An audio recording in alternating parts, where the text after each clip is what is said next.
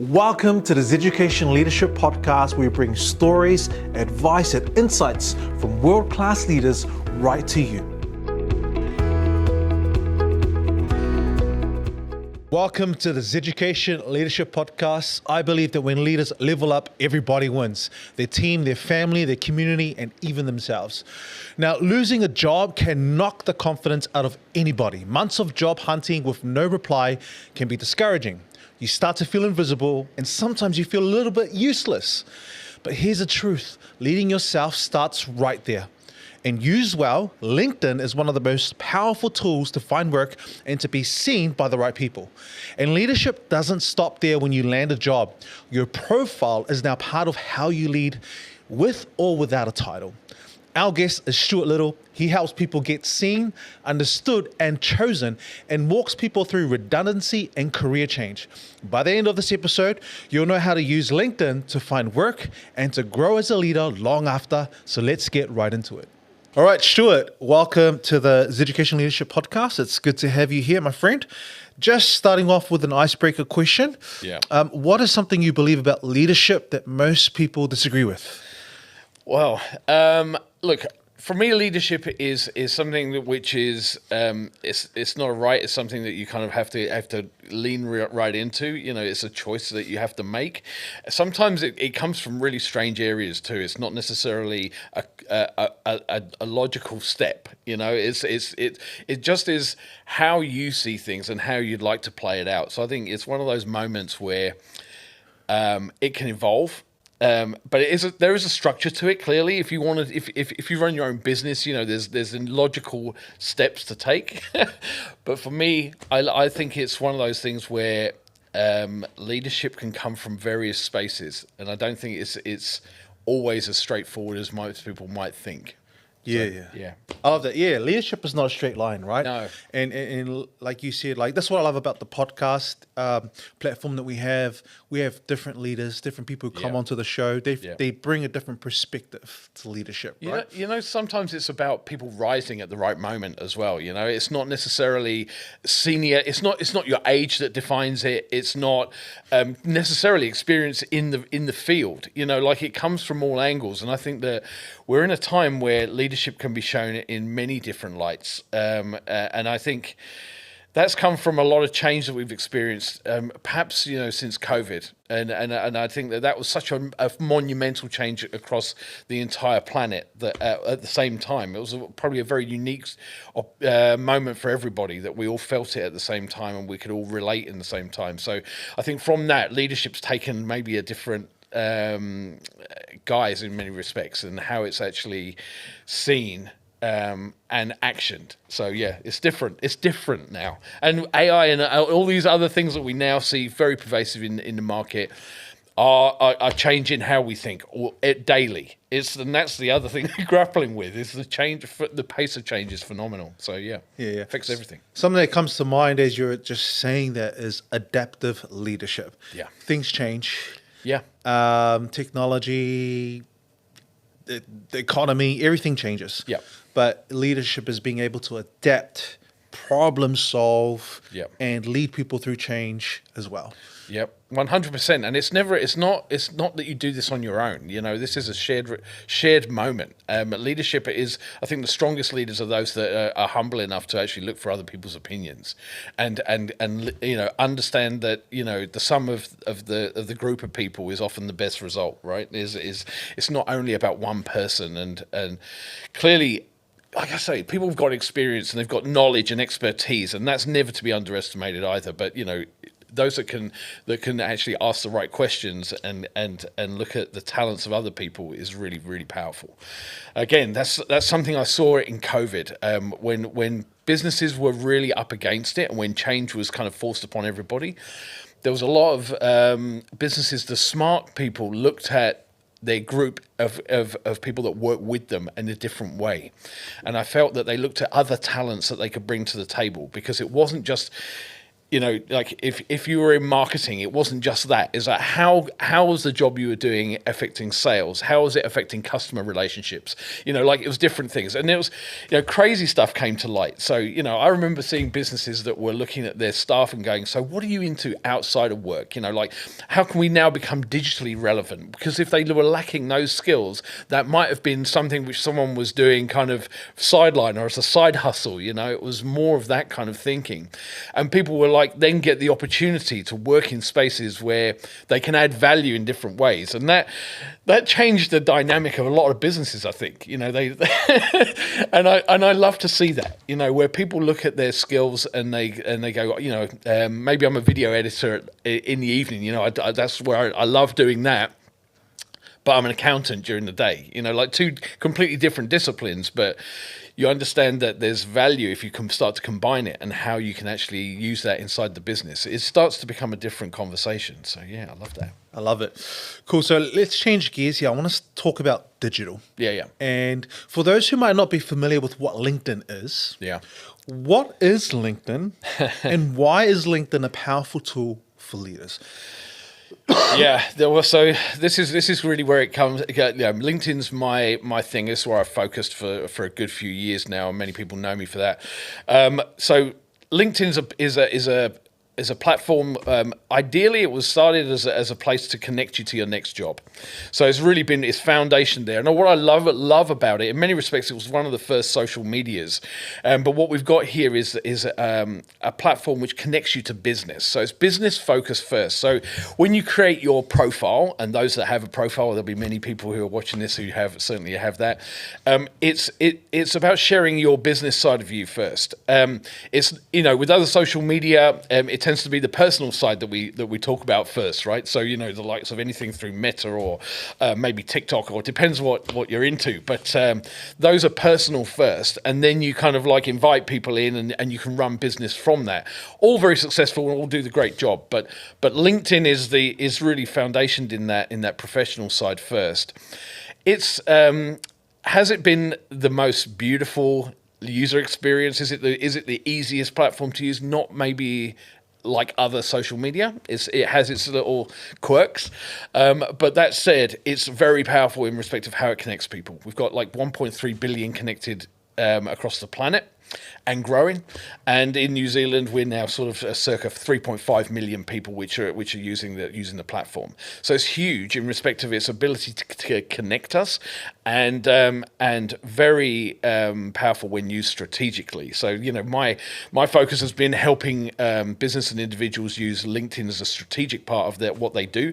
And coming from a sales background, that's where I'm logically focused. But, you know, it kind of reaches out way further than that now. So yeah. What would you say to someone who, I hear this a lot, people who look at LinkedIn and be like, oh, people just use it to show off, to brag, like they got these negative perspectives on what LinkedIn is, and so they just avoid LinkedIn altogether. Yeah. But like, what would you say to that? And why is LinkedIn a powerful like tool to use, and not just submitting a CV when you're applying for a job? Yeah. Look, let's be clear. It's the fundamentals of job seeking. It's the best tool. But my personal stand on it is I've come from a sales background. I've been in business development and looking at new opportunities the entire time. What I've looked at in that is the need for a resource that is constantly on, you know, can connect to people quickly, can get visibility of what's happening, that kind of thing. So I look at it as the ultimate business development CRM. It's constantly there. It's talking about my customers and that kind of thing. So I look at it from that perspective. Those that I will say, the majority of people who are naturally negative about it haven't yet understood how it works for them. They've just seen it as it's in its very standard format of what it is, rather than actually exploring the opportunity that sits between it. Because It is unlike any other social media in respect of how it connects, the information that's relevant for it. And to be fair, it's grown up in the last, I would say, 5 to maybe 7 years now that I've been kind of running my business, but looking at the app. Certainly over COVID, we had a lot of people kind of giving input to it, but it's changed over that time. So we now have rich analytics. We have great reach that's still available through that. If there's not that many people actively using it all the time. That's a sort of sub 5% of the people on the platform are active at any one time. So the opportunity still sits there, and it blows my mind that I look at anyone who's really successful and across any business has a strategy around this platform that really delivers for them. So never sleep on it. If you're a job seeker, it's great. If you're a business, it's better, because I think the opportunity there is huge. From a leadership perspective, I think that the challenge here is leaders need to adopt it and understand it. And I think that those that are negative about it just haven't taken necessarily the appropriate action to make it work for them and understand it. So don't be afraid of it. Get into it. Enable your teams to do it. Because that's really important, that the teams understand that it's something that's endorsed by a business, and that there's power in it. Yeah, I love it. I love that you say that LinkedIn is if used right, is a powerful strategic tool. Yeah. So depending on what your goal is. So if we're talking to job seekers out there, how can they use LinkedIn as a strategic tool to help them find a job? And I guess like 3 tips on how to use LinkedIn with jobs. Yeah. So we can go deep on this, but let's just try and think of, like, firstly, you have to commit to it, right? This is like, I think anything that you want a result from is there's a commitment phase, and there's a logical step. Let's just put it back one more layer, because I think it's important to understand that where I think this all starts is understanding yourself first. Right, so there's a lot of change going on. There's a lot of people who are going through change, and that may be redundancy. That may be that the business economics has changed. Like AI may be taking more of a role inside an organization. Things happen like that, and they're never comfortable conversations to have. That said, once if you've been in a role along a reasonable length of time, and I'm talking plus 5 years, it might start to define you a little bit. And it might start to be the thing that you lead conversations with. What do you do? I'm this. I'm a sales manager. I'm an engineer. Whatever it is that your role is, that's the first thing you talk about, because that you feel that kind of like explains it. A lot of people don't take the time to actually understand themselves personally, what their strengths, their true strengths are, what their capability is, and how they show up, not only in their business sense, but personal sense, and all these things interlink, right? So I think it's important to understand that first. You get that foundation right. LinkedIn is a super powerful tool for then talking the story that people will engage with on a day-to-day, right? It can go multi ways. It's not just business. There's a bit of personal. There's some ideas. There's some observations of what happens in your industry. All of these things are relevant, especially when you're creating content. So I think that it's grown up a little bit in respect of how open it is now. It's no longer is it just this is only what's acceptable here. I think people are now sharing a lot more about who they are and what they do, because ultimately any work environment needs people to be a team and work together. They need to understand different things about one another, and those, when you're looking for work, are really important to share, because that cultural fit, how you sit in an organization, is critical, right? Like those are things what people are looking for, that X factor. And only last night, I was at an event last night where we were talking about the power of LinkedIn and using the structure, and the person who's leading that really has been super successful. Has just embraced it as a channel to really showcase what her talents are, what her skills are, what the opportunity can provide for her, and it's changing the game, right? Like, she's getting millions of views just on the conversation she's having because of its relevance for the story she wants to tell, and I love that. I love that she's chosen that platform over every other social media. LinkedIn's really delivering. So like I say, those businesses that are doing well right now have the strategy sorted and they're away. So, yeah. Yeah. I don't know if that's answering the 3 things, but... I love it. No, there's a lot there that you've shared that audience can take away from. Why why should people consider using LinkedIn and not just a CV? Like the CV is basic. Yeah. Employers, recruiters all need that. That's all standard practice. Yeah. Why? How does LinkedIn give you that little edge above Yeah. everyone else? Well, look, you've said it. The CV is basic, right? That's your quote right there. So I think that's the reality. The CV is also static, right? And it's also something which needs to be kind of given a lot of care and attention and rejigged and changed constantly for the roles that you're going for. Last night, again, we had this discussion. So I think that CVs are great and they're a necessary part of the process, but ultimately, where you're a digital profile, and LinkedIn is we talk about LinkedIn because it's the only medium that really delivers this at the right level globally. So it's a necessary part of the equation. But what I'll say here is, it's don't your CV is one thing. You want is a dynamic space. All of the whole recruitment process relies on this platform. If as soon as you drop into their visibility, they're checking you out online. So that's going to be the natural way of it. They won't just read a CV, then make the decision based upon that. They'll be looking at a multitude of different angles to take it. Equally, AI is now part of their process, right? So we can't really step away from it. And just using some of the stats now. So we have the large language models that we're all familiar with, the OpenAI and Gemini or Claude, whatever it is that you're using. These things now are part of these systems that the recruiters use, and they search for the individuals, right? So they're going and proactively using this technology embedded in their in their ATS systems and these kind of things now readily. So that will use LinkedIn is the number 2 research source after Reddit, right? For most of these LLMs, this is the stats we're seeing. So it pays to know that you've got your stuff sorted there. So taking the time to create a profile that works for you, this is what I endorse. It's like it's having an asset there that's constantly available, 24/7, 365, doing the work for you. And then you can't really go wrong. And maintain it. It's not just a set and forget. It's one of those things that needs a little bit of love and attention. In the same way you might have done this previously for your CV. But another key thing is to be prepared before you need it. Don't wait till you need this thing. Like if it's there working for you, when change happens, it's there to support that.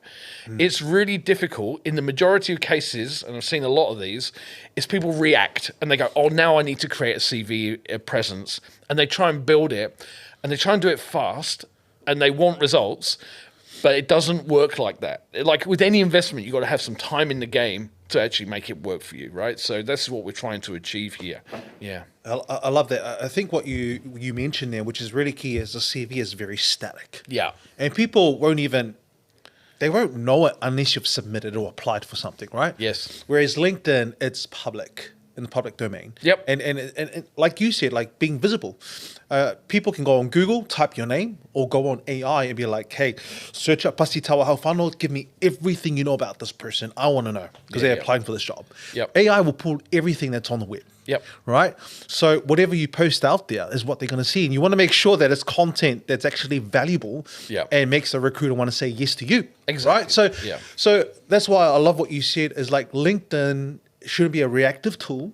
You should be using it proactively, posting content out there, adding value, being visible, right? So my next question is like, what do you post? Because people are going to, there's a lot of people out there who struggle like, I don't know what to post. Yeah. And also I'm afraid of what people might think of me. Like I'm just showing off or and I don't want to share anything that's too sensitive, Like, yes, the people want to get to know the personal side of me. Yeah. But like, where's the balance between professional and personal? Like what's your advice around that on what content to post out there to be visible? Yeah, that's an interesting one. So, I think that everything needs a plan, right? Like, this isn't just hoping for the best. Having some kind of structure, like knowing the goal of what it is you want to achieve, this is really key. Then kind of working backwards from that and saying, right, okay, I've got my goal. I know what I want. So if it's I need to get a job, or I want to be, I want a promotion, or I want to gain more clients, or whatever your end game is, right? That's clear. Define that first. Then work backwards from that. The first thing was, as I've mentioned before, know yourself. Let's get this bit straight. Understand what you're actually going to bring to the table and where you can add the most value. I would then say go follow. In this is the example of a job seeker, right? So let's go follow the businesses that you know that you feel you can add the most value to in the role that you in the disciplines that you're skilled in. So go follow those people, go follow the leadership teams, go follow the teams that sit around them. So you get to know them and get in that space. Before you do anything, right? So this is like, you clearly get your profile set to a point where it's confidently just talking about you, what you do. But this is before we create any content. It's to actually get a feed that's actually showing what the outcome should be. Then let's start to create content that's going to talk about that. When we talk about content, it's literally what you do. So let's just say, for example, you're a software programmer, or you write code, or you're disciplined in AI, whatever it may be, right? Let's show some of that talent. Let's show the skills that you've got. Let's show them in a work environment. For example, if you've not done projects recently, or you can reference some stuff, write about your experiences, write about your examples, right? Come from the viewpoint that you have, because that is really what's going to add value. Often this is a mindset, which is the put yourself in the role before you've got the role. So, if you're going to work for a business and you see, I can add value to that, how can that look in a content thing, so that when somebody from that business sees it, they go, wow, that's amazing. That would be really useful for us. This is somebody we need to speak to. The concept here is to make yourself irresistible to the industry that you want to be part of, right? So you can stand out. That's a key thing. In the example from yesterday, we had, if I look at what Anna's created, she's a marketer. And she's using every marketing technique to promote herself as a product, right? So that's really, you're seeing before your very eyes exactly how she might work on a project inside your business, the cultural fit, the type of person she is. All of these things are evident. So in many respects, this is like being interview ready every time you create something, right? So the content needs to be driven from your experience, your knowledge, and the expertise that you can provide to provide a window on that for the people who are then viewing that content. It's so interesting. It's not, if you don't want to talk about yourself, talk about other people, talk about experiences, promote other scenarios. Start with something that takes the focus off of you if you're a little bit kind of hesitant about that. And don't get me wrong, I know that going on video is scary. Being the spokesperson is scary. You might not want to sort of step out of that comfort zone, but at some point that's got to happen, because we all know that's where the growth is, right? So it's as simple as that. Yeah. I love your advice around jumping on LinkedIn, following other people, following businesses you like as well. Yeah. What I like about LinkedIn is like what motivates me to kind of use LinkedIn on a daily basis is not just going on there to see how I can add value, but where someone or something can add value to me. Of course. So I use it as a tool to learn from other influencers and other thought leaders and what businesses are, their updates and announcements, just being in the know of what's happening in the market. Yeah. So like it's a tool for you as well. As much as it can help you find a job, it can help you level up as a person, as a leader as well. Yeah. Just 100%. Learning from other people. So can you give us an example? I know you've given us an example of Anna, who's a marketer. Yes. Give us an example of maybe a client that you've worked with and how they were able to use LinkedIn to get a job. To get a job. So this has happened a number of times. So it's just a case of, like I say, in the majority of situations, it's that conversation first to understand where they're at. I know that, when you experience change, that's an impact on you. There's lots of questions around it. And I'm very, very aware of that. I've been through those changes myself and understand that where your mind is at. So it helps to get some balance there.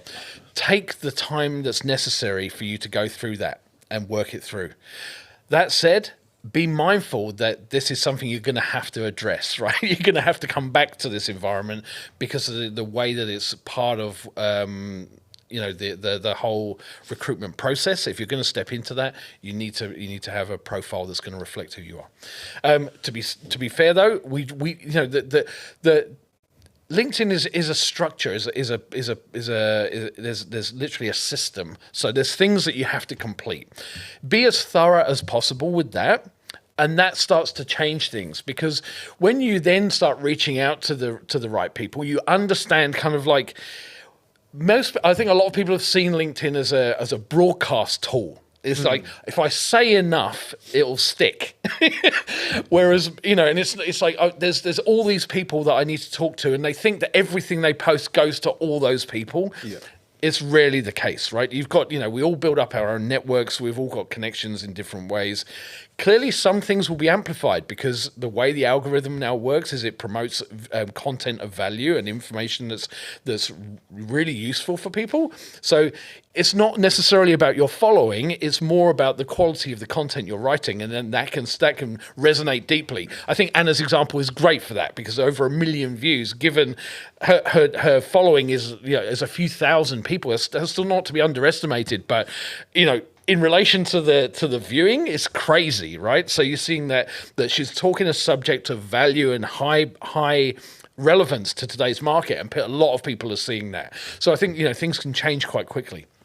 So I think that it's just about taking action and trusting the process a little bit. The people that I've worked with and the people who I see being successful and have got roles as a result of actually understanding a little bit more about themselves, the LinkedIn process follows, so yeah. Yeah.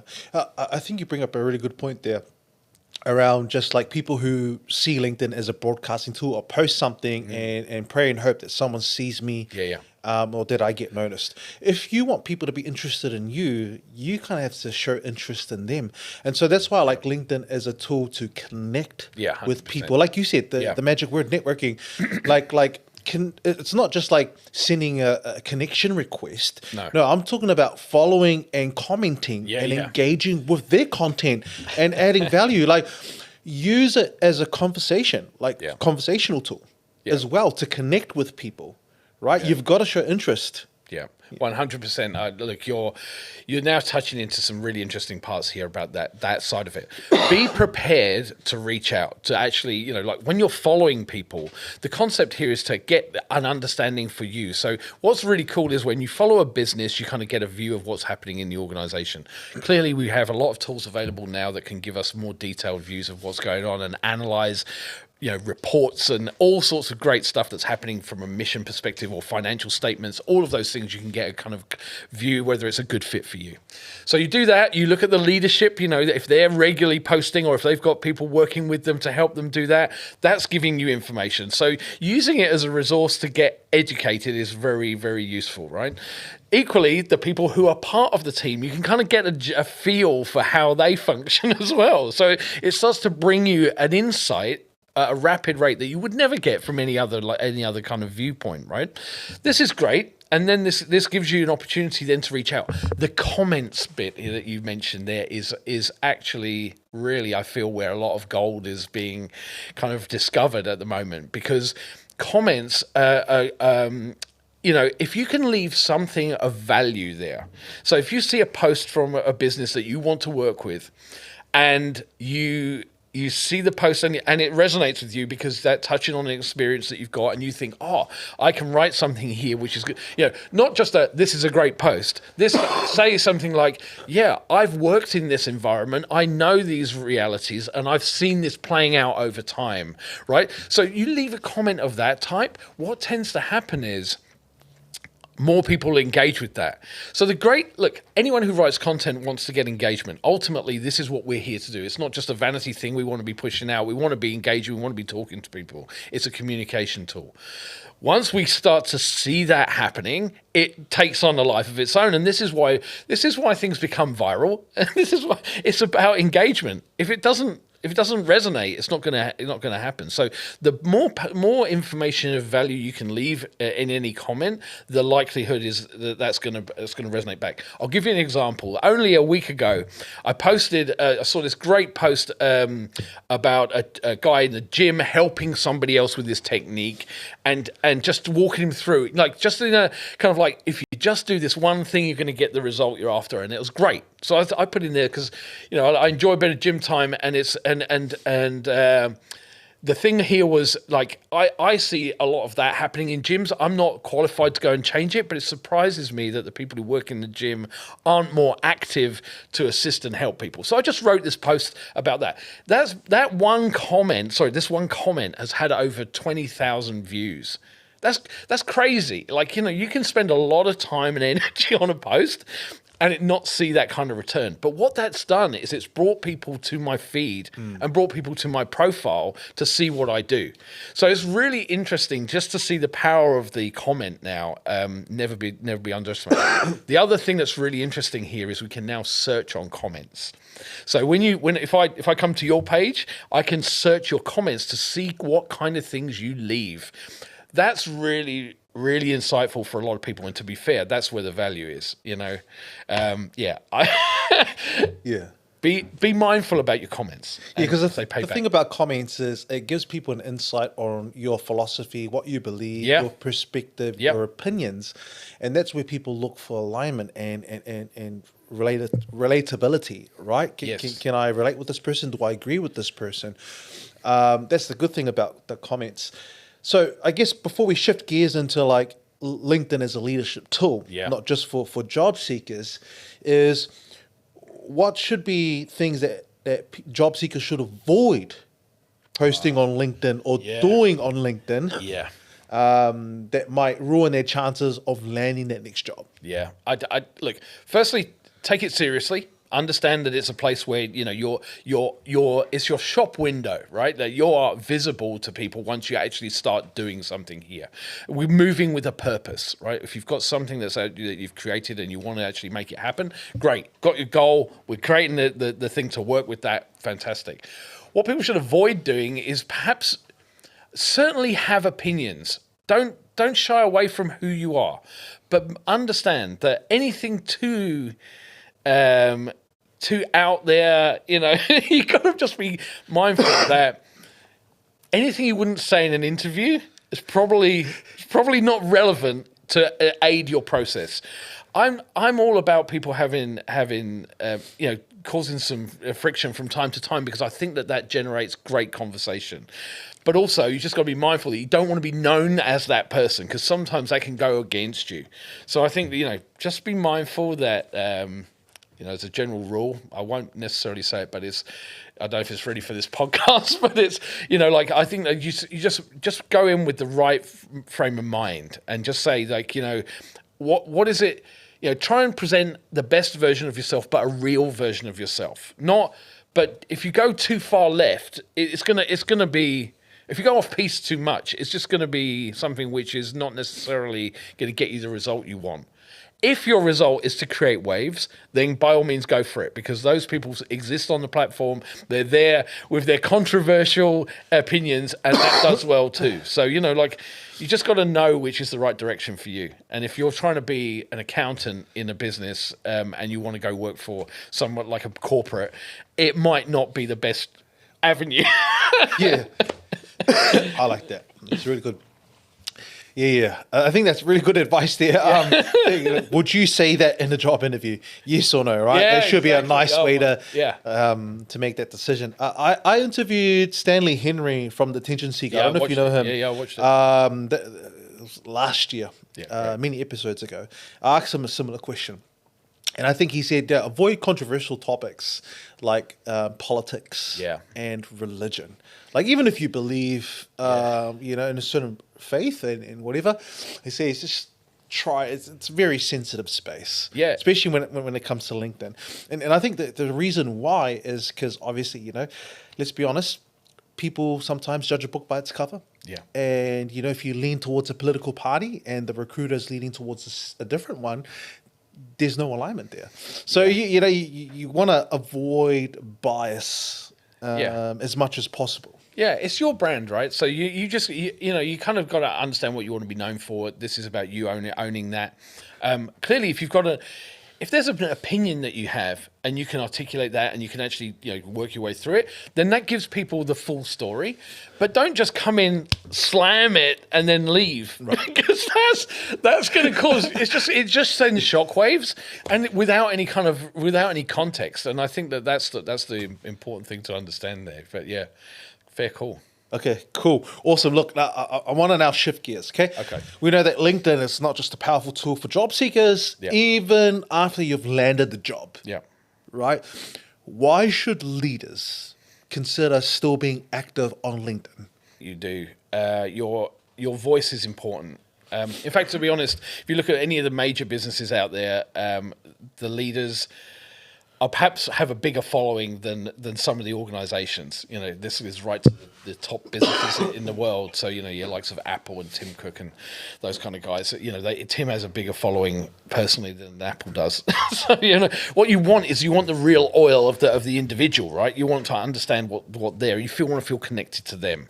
So there's a big role for you to play here. I think that it's never to be underestimated, the power of it. And I think enabling, going all in and enabling your team to do it. Like the ones people I see doing it really well, and Stan's a good example. He's someone who leans into this platform and understands its value, and encourages everyone in the business to be part of that. And I don't understand why that wouldn't be the case. Clearly, there's guardrails around. If it's larger organizations and the way that the corporate message has to be shared.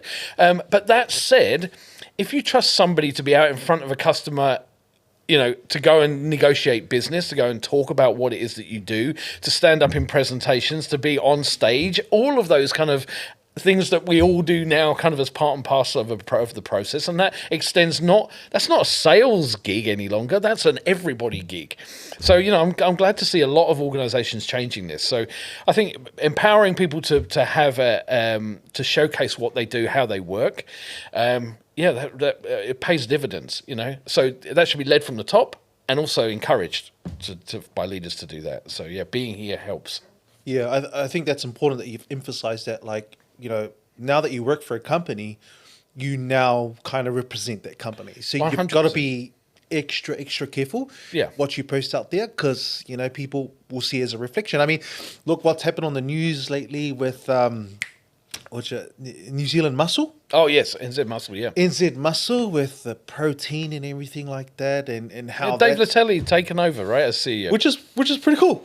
Awesome. I hope and pray the best. And I know part of the reason why he's in there, stepping into that leadership role, is to help the 35 people not lose their job. Exactly that, yeah. Keep the company going. Yeah. Right? So obviously he's using social media a lot. 100%. Like Dave Latelli. Amazing. Right, he uses amazing. Oh, I mean, he's taking it even a level up, and he's jumping on the news and everything like that, right? Like people who, like Dave Latelli, have, I guess, a blessing of having that reach and that level of, I guess, access to platforms and audience. But I guess, like for I'm not saying trying to compare apples to oranges here, but a leader who works for a company. What does good leadership look like on LinkedIn? Yeah, for them. I think in that example, that hasn't happened by accident. It's all moving with purpose, right? Nothing was gifted. You don't just turn up with the following you have and these kind of things. These all things get built over time. And like I say, there's this. I love this kind of concept of doing the reps. Like if you're doing the reps, and this is like if you're involved in any sport. Anything, any discipline, nothing comes easy. Like you have to start somewhere. And are you going to be perfect in those early days? No. So, just trust the process that knowing that contributing to it is going to pay back to you in a way if you give it some focus. The success goes where the focus is, right? So, do that thing. This isn't LinkedIn isn't a mysterious thing. There's a lot of guidance and a lot of support out there, through the channels that we provide, but also, there's many online tools that you can use. You can go to LinkedIn themselves and they'll find this stuff out for you. So, you go and get educated about it and understand what it can do for you. have conversations with people on the platform. You know, it's right there. But nothing's gifted. These people all have to work for it, irrespective of who you are. If you the biggest, Mr. Beast, who's one of the biggest influencers out there in the world market, right? Amazing, incredible human in respect of what he's achieving and what he has achieved. He started in a place where he was talking to nobody, like doing hundreds and hundreds of videos and just wasn't getting views. Could have given up then. But no, he stayed with it. And look at it, what he's achieved now is amazing. So, I think that those options are open to everybody. It's just you have to cut it accordingly for the, your world. It's a huge tool for that. It helps. Yeah, you're absolutely right. Like, especially with David Tere and Mr. Beast, these things didn't happen overnight.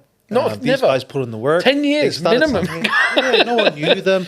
But look now, it's compounded over time. Yes. People want to connect more with more than just a logo of a company. They want to connect with the human behind the brand. Yeah. Right? People are drawn to buy stuff because they like a particular leader or align with them. Yeah. Or the opposite. They won't buy because they don't like that leader. Hey, and it does change quickly, right? So you just got to be mindful that, the balance has got to be right. So these people you've got to get things right. Trends change and brands change, but you stay loyal to things over time, right? Like we all have our own little things that we prefer. Whatever sports brand. Like are you a Nike, Adidas guy? Where does it go? That's basically how these things play out. So it's interesting. Yeah, and I think like you're saying, like it's human psychology. People rather connect from human to human, not with like a lifeless object or logo. So that's the cool thing about Dave Letele and Mr. Beast is that they've earned it and they've built it over time. Their reputation, their personal brand, I guess that level of loyalty that you talked about, that level of trust. What can a leader, I guess, start posting this week to help, I guess, build their trust? Okay, so if you don't have a presence here right now, if you're not using LinkedIn in a strategic way, ask yourself why that's the case. What's stopping you? What you think is going to be the problem? So you need to address these things. You need to get over these barriers. But also you've got to look at have you got a website? If you've got a website, what are you talking about on a website, and why do you think that is going to drive more engagement than necessarily having a social presence, right? The good thing is, if you've invested in assets and tools and knowledge and expertise, start talking about what you do. Like that's the post right there. It's like, what do we do? How do we do it? What's different about our business? Why should people take notice? These kind of conversations are things you can readily have. Your acknowledgement that that's a channel that's going to be useful for you as well is often an interesting one. It's for somebody to sit there and go, we're making this call to be in this space for these reasons. So people get why you're here. You're kind of like setting it all out straight away. So you're then building a foundation that people can relate to, and then they expect to see that, right? So Dave's a good example. The BBM thing is that's a kind of clear strategy of how you help and support people, right? And he shares everything about that journey for not only his journey, but of those that are working within it. Again, great way to get on. If you've got a team, support the team. Talk about the team, who they are, what they do, how they work. I often felt that, I've come from a corporate background, and the way I used this was to have, if my colleagues I could get on board and understand if they could have a presence there, it made conversations with the next opportunity that bit easier, because I could say confidently, go check out my team. Go engage with my team. Go speak to my team, because these are the people that you'll be working with ultimately. But decisions aren't made individually now. So and perhaps for a long period of time. So it's not just one individual that makes that call. You need a team around them. There's going to be there's checks and balances that have to be done. So the more informed you can be about why you're the best decision, then that's the opportunity that sits there. So involve the team, involve the people, involve the structure, involve the machinery that you have, or whatever it is that you produce, how you do it. The relationships you have, the partnerships you have. Lean into this stuff so that it showcases the complete picture. You know, we'll go to sale. I loved using these social selling tools and these LinkedIn strategically, because it meant I didn't have to repeat myself so often. Because I found that, you go to meetings and what you'd have is a meeting with what you felt was a decision maker, but it wasn't quite the decision maker. So they might invite you back to another session, and they might get a few more people in the room and a few more people in the room. I felt that it was the quickest way to do it was to showcase who I was and be open about that, and then share that at scale. So everybody could know who I was. So I would find myself walking into businesses where people knew what I was about, and the conversation then led to business straight away, rather than it being just about, tell me about your business, tell me about what you do. Yeah. I mean, this has changed over time, but not everybody still does it. It's crazy. Yeah. That's cool. I like that you mentioned like team. All right, there is no leader without a team. No. Right. And the thing is, your team is watching. Even what you post on LinkedIn, what you share, your digital presence, is your team proud of it? And the cool thing about that is as well, is if you've got job seekers who are looking for a job, they look at the leaders, they like the leaders, they're going to want to join your team just because they want to work with you. I want a leader like that. I want to work for Dave Latelli. I want to work for, this person there because I like that leader. Right. So you attract you attract these, good talent into your team, which is, I guess, another benefit for leaders, right? To use LinkedIn. 100%. There's a great example of a company right now. I'll probably give them a shout out. It's VXT. This is a company that does very focused in the legal business, and they do telephony solutions for lawyers. That said, I don't know too detailed about their business, but the reality, what I do like is the way that their CEO shows up and the way that they talk about the people they want to join their business. So they have a very open kind of strategy of talking about what they pay. They are very focused on getting the right people inside their organization, because they know that their cultural fit and the way that they work and the way that they're open and the conversations that they have and the structure that they have, the way they incentivize the entire team, not just the sales team. It's everybody who's pulling together. So it's a great example of how I feel a lot of businesses might look at getting the best possible talent. And what it does is it attracts that. Like you say, the concept here is to create demand for you if you're the person looking for a job, or your product or service or whatever it is. Create the demand for that via those channels. So bring the right people to you all the time. Now, not everybody's buying all the time, and not everyone's in the right fit at the time. And you might want to work for a business where there isn't a job, but if you're constantly knocking that door and you're constantly in the space, you can often be something which is it's just like, we need to speak to this person to understand how they can best service us. You create amazing opportunities as a result of this. I'll tell you, it's having now 7 years behind me in just doing it for other organizations and businesses and helping people get their results. It's just incredible to see just what's possible here. Yeah. Well, that's what you want, right? You want people to check out your LinkedIn profile or see you active on LinkedIn and be like, man, I want that person to work for me. I like this person. I can imagine them being a key player in our team. Exactly, but it's the active bit is actually the key word there, because that's the bit. People will often spend a lot of time doing it and then park it and leave it and then not come back to it because they feel it's done. It's the algorithm responds to activity because clearly it's an application that needs that interaction. So just visit it daily and have it as part of your routine. Have it on your phone, like as just one of those things that you check and you do, and have reports coming from it. Curate things that come to you so that you can use it as a resource for information. It's powerful for that. Yeah. Awesome. Look, Stuart. I've learned so much in our conversation already about LinkedIn, and I'm sure our audience as well. And I definitely encourage them to take notes if they haven't already. Yeah. But I guess as we're moving towards the end of our episode, our conversation today, if we're talking to junior, like people who have just in junior roles who are wanting to move up the ladder, for lack of better words to say, how can they use something like LinkedIn to help them land the next promotion, or to move into a more senior role within a company? I think that it's I don't always think it's age that defines any situation. I think, personally speaking, I think that often, you can't be guaranteed anything just because you're younger.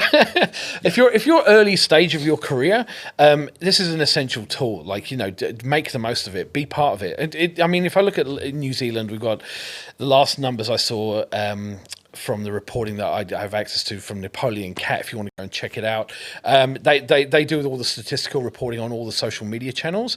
730,000 people that are between 18 and 24 in New Zealand on this platform.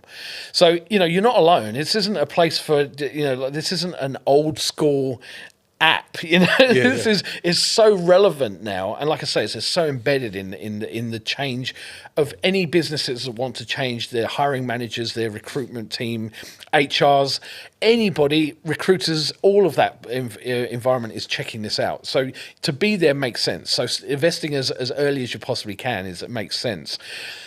And just be open about the story you want to tell. It's really it can deliver, and from it's a great resource for showing your progress too. Like you're learning the things that you do. So it's like a place where all of this can reside.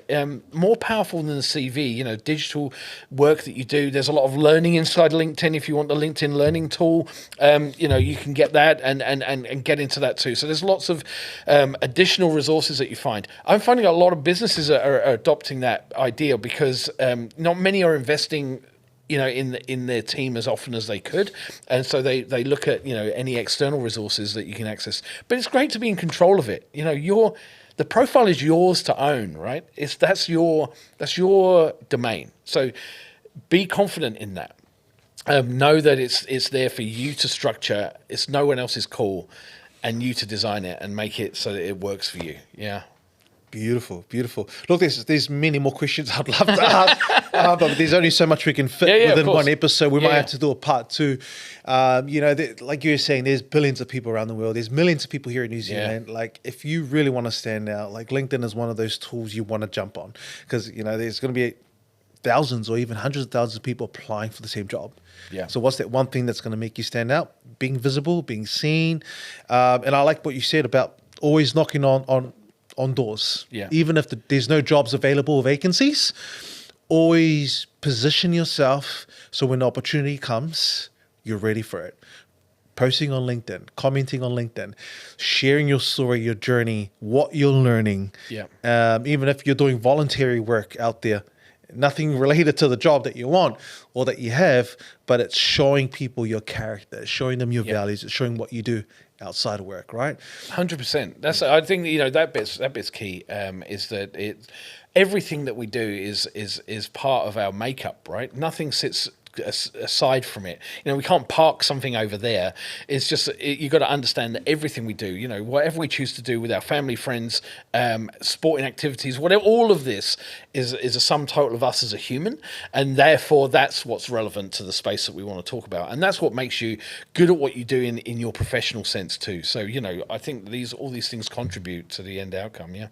If there's one thing that you want our audience to take away from our conversation today about LinkedIn and leadership, what would that be? I say just get into it. It really is that simple, and I know it is perhaps too simple, but don't sleep on it. It's one of those areas where people don't necessarily give it its due care and attention because they're hung up on perhaps a preconceived idea of what it's going to achieve for them. Know that the application has changed. It's got some new and great facility in there for you to support what you do, be it whatever your situation. And this is why I say that we help achieve any goal for businesses and individuals using LinkedIn as a strategy, right? So that's basically where we sit, and we help people do that and have been doing that successfully for a few years now. Awesome. For those who are interested in getting some support using your services around using LinkedIn, leadership, how can they get in contact? Yeah, just connect with me on the platform. You'll find me, Stuart Little. You'll see me there. Agency 8 is my business, and I'm also part of. I've also created the Thrive experience as well. So if you want to be part of that, a lot of people are, but yeah, we welcome to see you there. Love it.